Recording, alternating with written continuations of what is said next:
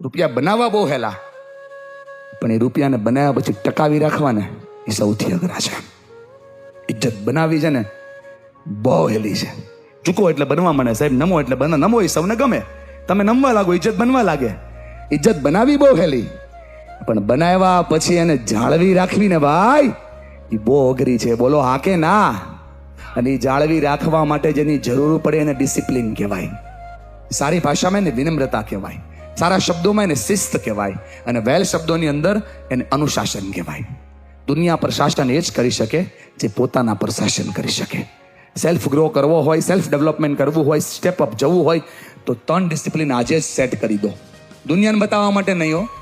કેમેરો ચાલુ જોયો નથી કે આપણે આપણું વાણી, વર્તન, વિચાર બધું બદલી નાખીએ. બોલો કેમેરો ચાલુ હોય આપણે એ કેમ ભૂલી જાય કે ઓલાનો કેમેરો 365 દી હાલે છે, ઓલાનો કેમેરો ઓડિયો વિઝ્યુઅલ કેમેરો છે જે અથવા ચાલ્યા જ કરે. બેન વાણી, વર્તન, વિચાર બધું બદલી નાખે માણસ. અને એટલા માટે સમજાવું છું, થોડો ફેરફાર કરીએ દોસ્ત. એ ફેરફાર પોતાના જીવનમાં અનુશાસન લાવવામાં કરીએ. 3 વસ્તુ પર કામ કરીએ. ડિસિપ્લિનની બુકો નથી વાંચવી આપણે, મોટી મોટી હેબિટ ક્રિએટ નથી કરી. 3 વસ્તુ પર કામ કરીએ. હાથ ઉપર કરો બેન, હાથ ઉપર કરજો. આ તમારો ભાઈ આજ તમને સપનામાં આવવાનો છે, સમજાય ને? અઘરું છે બધું, આ પણ સ્વીકારવું પડે. હાથ ઉપર કરીને મારી સાથે બોલો, ટ્રેક નહીં ચૂકવું. જેનથી બોલાશે એનથી થશે. બોલો ટ્રેક નહીં ચૂકવું. બોલો મર્યાદા નહીં છોડું.